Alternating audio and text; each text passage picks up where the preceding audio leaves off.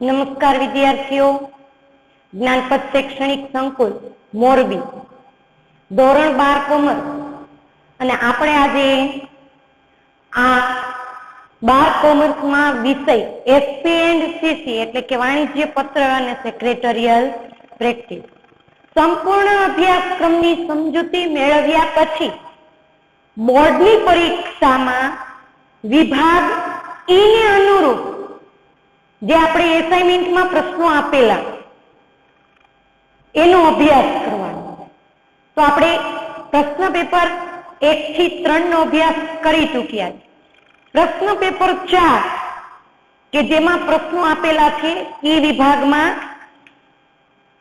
એને રિલેટેડ આપણે થોડોક અભ્યાસ કરશું. પ્રશ્ન પેપર 5 ને અનુરૂપ, સોરી પ્રશ્ન પેપર 4 બોલાઈ ગયું, એટલે કે પ્રશ્ન પેપર 4 માં પ્રશ્ન પહેલો એવો છે કે શેર જપ્તીની કાર્યવાહી જણાવો. હવે શેર જપ્ત તો તમને ખબર છે કે આ જે પ્રશ્ન છે એ વિભાગ બીજો એમાં પ્રકરણ પહેલો શેર બહાર પાડવાનો પ્રશ્ન છે. એમાં શેર જપ્તી એટલે શું? તો કે શેર ઉપર હપ્તો બાકી હોય, શેર ધારકે શેર ખરીદ્યા છે, શેર પર હપ્તો ભરપાઈ કરેલો નથી અને આવા શેર પર હપ્તો મંગાવવામાં આવે અને શેર ધારક હપ્તો ભરપાઈ કરવામાં વિલંબ કરે અથવા ભરી ન શકે, એટલે કે મંગાવેલો હપ્તો કંપનીને વસૂલ ન આવે તો કંપની શેર ધારકોના શેર શું કરી લે છે? જપ્ત કરી લે છે. એટલે એની વ્યાખ્યા પણ આપણને આપેલી છે.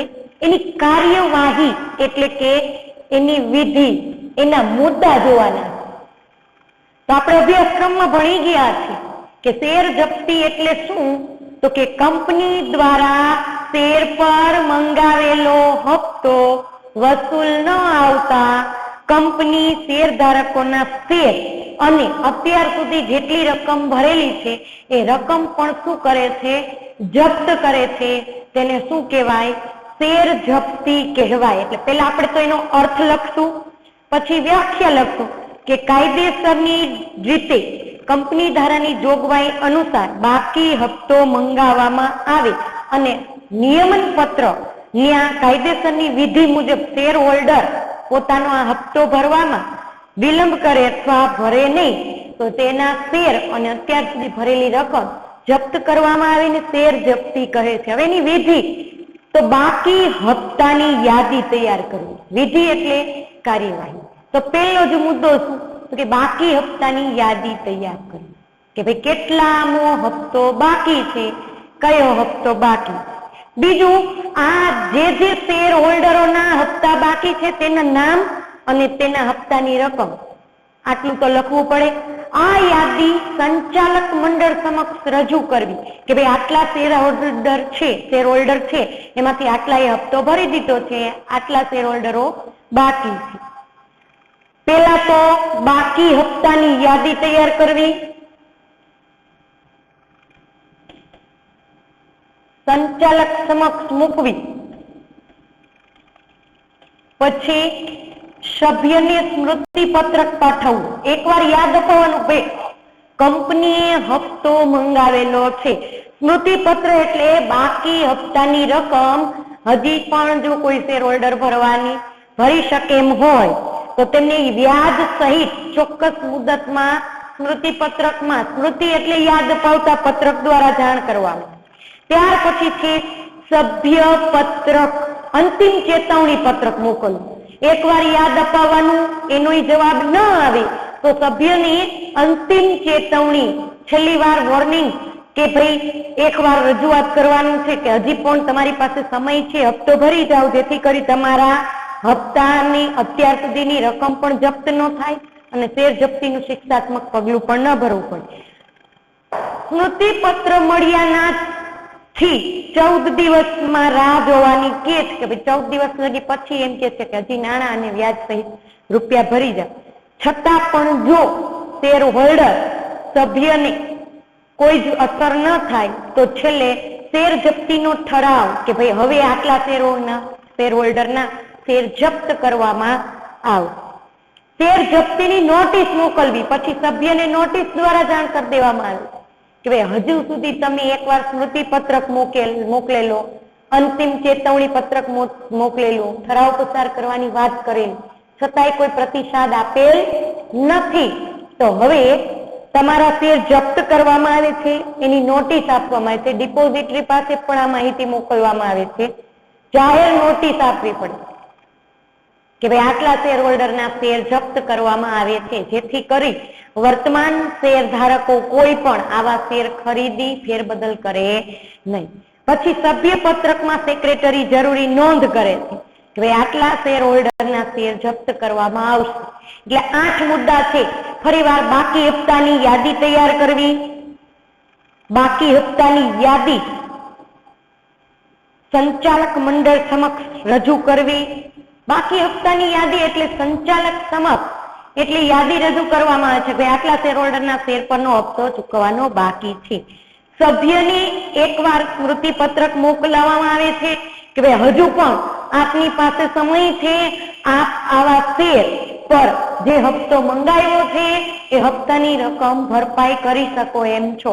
એટલે હપ્તાની યાદી તૈયાર કરવી, સંચાલક મંડળ સમક્ષ રજૂ કરવી, સભ્યને સ્મૃતિ પત્રક મોકલવું, છતાંય રાહ જોવે છે, અંતિમ ચેતવણી પત્રક મોકલવું, એમાંય 14 દિવસની મુદત આપે છે કે હજી 14 દિવસમાં નાણાં ભરપાઈ કરવા.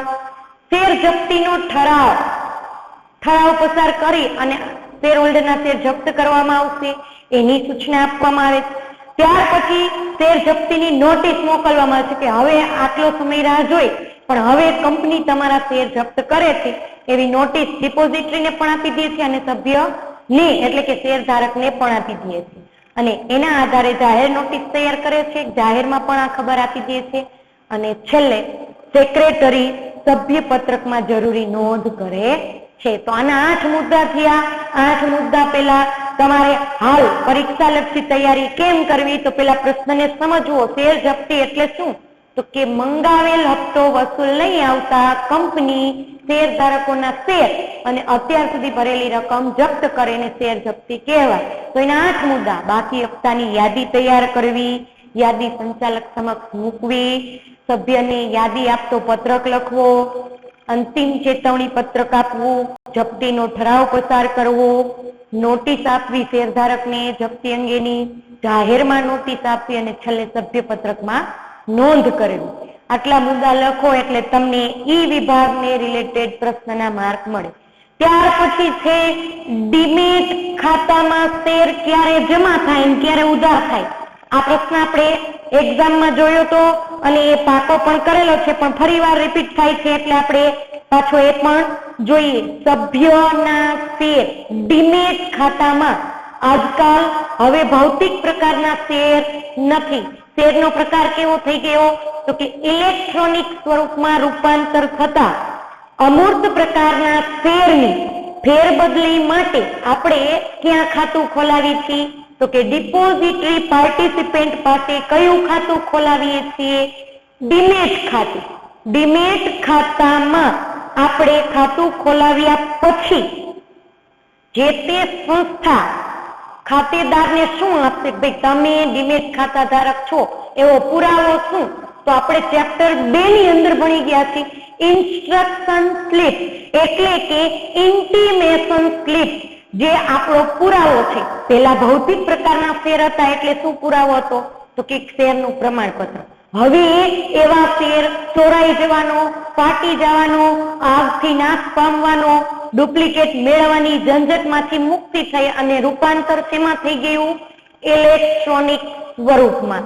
એટલે આવા શેર તમે ધારણ કર્યા છે તો આ સ્લિપનો ઉપયોગ કરી ખાતા ધારક શેરનું શું કરી શકે?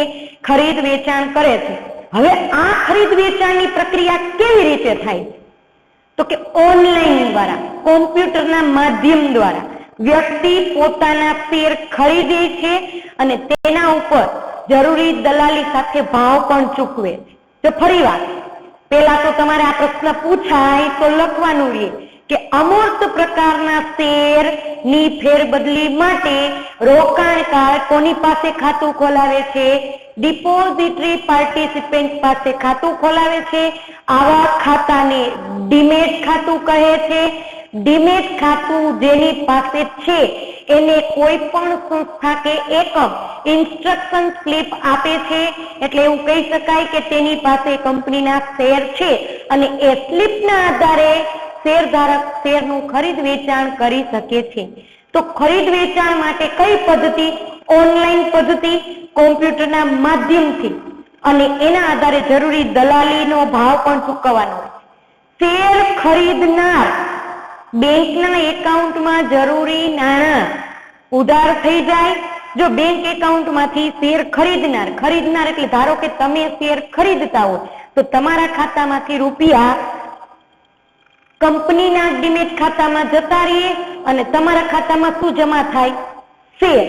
હવે તમે શેર વેચતા હોય તો તમારા ખાતામાં શું જમા થાય? રૂપિયા. અને શું ઉધાર થઈ જાય? શેર.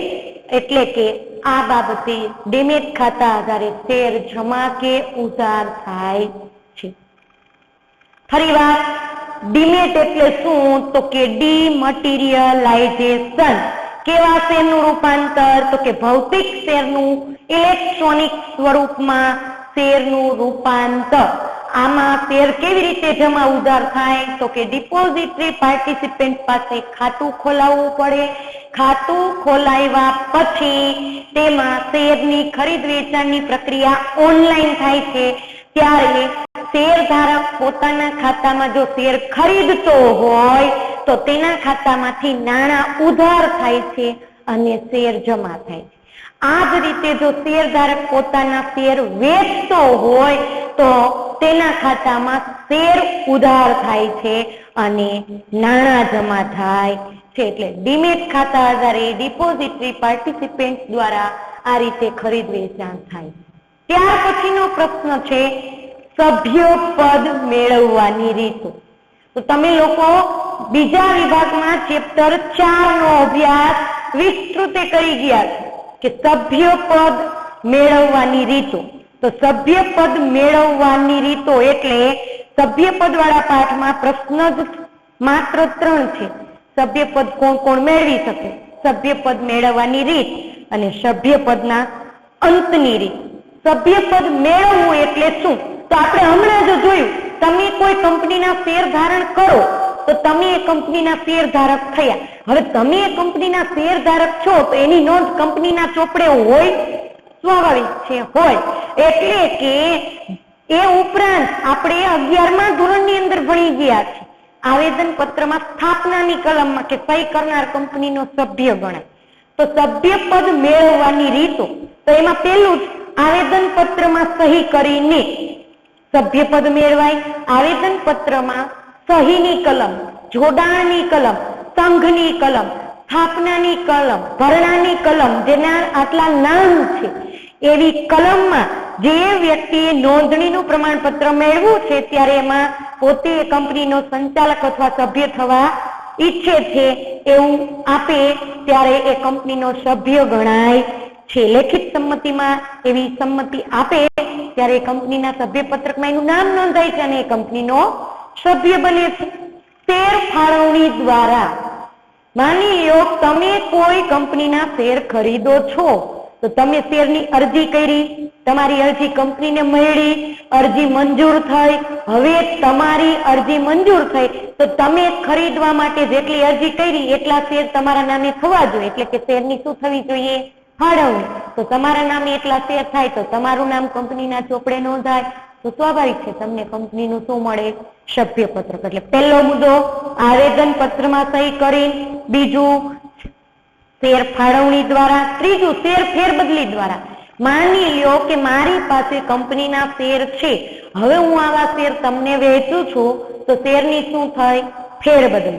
મારું નામ કંપનીના ચોપડે સભ્યપત્રકમાંથી નીકળશે પણ તમે ખરીદો છો તો તમારા નામે શેર થાય તો સભ્યપત્રકમાં તમારી નોંધ થાય, જે નિયમન પત્રને આધીન જોગવાઈ છે.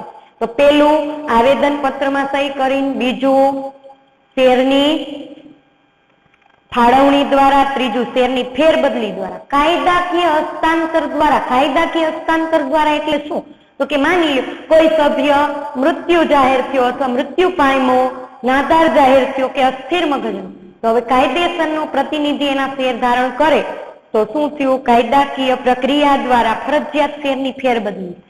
તો જેના નામે પ્રતિનિધિ કે વહીવટીદાર જેના નામે શેર ધારણ થાય એને કંપની કાયદાકીય હસ્તાંતર દ્વારા સભ્યમાં સભ્યપદ પ્રાપ્ત થાય છે. તો પેલું આવેદન પત્રમાં સહી દ્વારા, બીજું શેર ફાળવણી દ્વારા, ત્રીજું શેર ફેરબદલી દ્વારા, ચોથું કાયદાકીય હસ્તાંતર દ્વારા. આવી જ રીતે પાંચમું અવેજ. અવેજ એટલે બદલામાં કંપની શેરધારક અથવા કંપનીના સંચાલક કે કર્મચારીની નાણાકીય રકમ ચૂકવવાના બદલે બોનસ શેર કે હકના શેર આપી અને કંપનીમાં મહેનતાણું પૂરું કરે તો શેર ધારણ કરે છે તો એનું નામ સભ્યપત્રકમાં નોંધાય, એટલે અવેજ તરીકે પણ. ત્યાર પછી છે સભ્ય તરીકે ખોટો દેખાવ કરીને આભાસી સભ્યપદ, જેનો પ્રશ્ન પૂછાય છે. આભાસી સભ્યપદ તરીકે પોતે સભ્ય છે એવો ખોટો દેખાવ કરે. ક્યાં સુધી? તો કે જ્યાં સુધી એનું નામ સભ્યપત્રકમાં છે ત્યાં સુધી એવું કહી શકે કે હું કંપનીનો સભ્ય છું. પણ કાયદાની જોગવાઈ આ દલીલ માન્ય ગણાતી નથી. પણ ક્યારેક સંજોગોવશાત એવું પણ બને કે ભાઈ કોઈ હક ના દ્રષ્ટિએ જવાબદાર ગણે પણ ત્યારે એમ કે ભાઈ હું કંપનીનો સભ્ય નથી, એટલે આ માન્ય ગણાતું નથી. ત્યાગપત્રનો ઉપયોગ કરીને તો આપણે ભણી ગયા છીએ. ત્યાગપત્ર કોણ ઉપયોગ કરી શકે? તો કે વર્તમાન શેર હોલ્ડર પોતાના વધારાના હકના શેર બીજાને આપે ત્યારે કેનો ઉપયોગ કર્યો કહેવાય? તો કે ત્યાગ કર્યો કહેવાય. ત્યાગની તરફેણમાં વર્તમાન શેર હોલ્ડર પોતાના આવા હકના શેર અન્યને આપવા માંગે છે ત્યારે ત્યાગપત્ર દ્વારા જે વ્યક્તિએ શેર ધારણ કરે એ કંપનીનો શું ગણાય? સભ્ય ગણાય છે. રૂપાંતર પાત્ર. રૂપાંતર એટલે કે જે ડિબેન્ચર હોય છે એનું રૂપાંતર ઇક્વિટી શેરમાં થતું હોય, આવા ડિબેન્ચરને ધારણ કરે અને પછી એનું શેરમાં રૂપાંતર થાય તો સભ્યપત્રકમાં નામ નોંધાય. એટલે રૂપાંતર પાત્ર દ્વારા સભ્યપદ પ્રાપ્ત કરી શકે. સ્વેટ ઇક્વિટી શેર યાદ કરો, ધોરણ 11 માં 7મું ચેપ્ટર ઇક્વિટી શેરના પ્રકાર. એમાં સ્વેટ ઇક્વિટી શેર કોણ ખરીદી શકે? તો કંપનીના કર્મચારી. બીજું કોણ ખરીદી શકે? કંપનીના નિષ્ણાંત તજજ્ઞ. હવે જે અત્યારે મહેનતાણું લેતા હતા પણ કંપની શું કે તમારા આ વિશેષ કાર્ય દ્વારા કંપની વધારાના આવા શેર તમને આપવા માંગે છે અને સ્વેટ ઇક્વિટી શેર કહેવાય. તો એનું નામ કંપનીના ચોપડે શેરધારક તરીકે નોંધાય તો એ પણ કંપનીનો શું ગણાય? સભ્ય. ફરીવાર 3 પ્રશ્ન છે આજના. 3 પ્રશ્ન. ત્રણે 3 પ્રશ્નોમાં 2 મુદ્દાવાળા છે અને 1 પ્રશ્ન સમજૂતી વાળો છે. તો સમજાઈ જાય એવું જ છે કે ભાઈ વિધિ કીએ તો તબક્કા સ્ટેપ બાય સ્ટેપ એક પછી એક, એટલે કે બાકી હપ્તાની યાદી તૈયાર કરવી, આ યાદી સંચાલક સમક્ષ મૂકવી, સભ્યને એકવાર યાદ અપાવતો પત્ર લખવો, અંતિમ ચેતવણી પત્રક મોકલવું, છતાંય કોઈ પ્રતિસાદ ન આવે તો ઠરાવ પસાર કરવો, ઠરાવની નોટિસ આપવી, આ નોટિસને જાહેરમાં આપવી અને ત્યાર પછી સભ્યપત્રકમાં નોંધ કરવી. ત્યાર પછી આપણે ભણી ગયા ડીમેટ ખાતું એટલે ભૌતિક શેરનું ઇલેક્ટ્રોનિક સ્વરૂપમાં રૂપાંતર. હવે આ શેર એવા છે કે જેનું ભવિષ્યમાં પણ ખરીદ વેચાણ કેવી રીતે થાય છે? તો કે ઓનલાઈન સિસ્ટમ દ્વારા, કોમ્પ્યુટરના માધ્યમથી, કે જે શેર ખરીદવા માટે ડિપોઝિટરી પાર્ટિસિપન્ટ પાસે ડીમેટ ખાતું ખોલાવવું પડે છે. ત્યાર પછી એના આધારે તમે કોઈ કંપનીના શેર ખરીદો છો તો તમારા ખાતામાં શેર જમા થાય છે તો શું ઉધાર થયું? નાણાં. પણ જો તમે કોઈ કંપનીના શેર વેચો છો તો શેર ઉધાર થાય છે અને શું જમા થશે? નાણાં. આમ ડીમેટ ખાતા દ્વારા કોમ્પ્યુટરના માધ્યમથી શેર ડીમેટ શેર ખાતામાં જમા અને ઉધાર થાય છે. ત્યાર પછી છે સભ્યપદ મેળવવાની રીતો. તો મેળવવાની રીતના મુદ્દા છે તો કે આવેદન પત્રમાં સહી કરીને, શેરની ફાળવણી દ્વારા, શેરની ફેરબદલી દ્વારા, ત્યાગપત્રનો ઉપયોગ કરીને, અવેજ તરીકે મેળવેલ શેર દ્વારા, રૂપાંતર પાત્ર ડિબેન્ચર ધારણ કરીને અને સ્વેટ ઇક્વિટી શેર દ્વારા. તો આ પ્રશ્નો તમારે આજે જેટલી સમજૂતી મેળવો છો એની તમે નોંધ કરો. પ્રશ્ન જે ચેપ્ટરમાંથી જે મુદ્દાવાળો પ્રશ્ન પૂછાય છે એમાંથી તમને કેટલું યાદ રહ્યું એની સમજૂતી સાથે વધુ સમય જોતો નથી. માત્ર 20 મિનિટ કે તમે 25 મિનિટ બેસો અને પ્રશ્ન પેપરની તૈયારી કરી શકો છો. વિભાગ ઈને રિલેટેડ 4 માર્કના પ્રશ્નો છે જ્યાં તમને સરળતાથી યાદ પણ રહી જાય એવા છે અને મુદ્દા પણ તમારે રિપીટ થાય એવું છે. એટલે ખાસ આ પ્રશ્નોના જવાબ દરેક વિદ્યાર્થીએ પાકા કરવાના છે. ઈ વિભાગમાં આપણને કુલ અત્યારે હાલની બોર્ડની પેપર સ્ટાઇલ પ્રમાણે 6 પ્રશ્ન આપેલા છે. એમાંથી આપણે લખવાના છે 4 માંથી આપણે પ્રશ્ન પેપર 5 ના એસાઇનમેન્ટમાંથી 3 પ્રશ્નોની આજે તૈયારી કરેલી. એ 3 પ્રશ્નો તમારે લોકોએ પણ પાકા કરવાના છે અને સમજૂતી પણ મેળવવાની છે. નમસ્કાર, જય હિન્દ, વંદે માતરમ.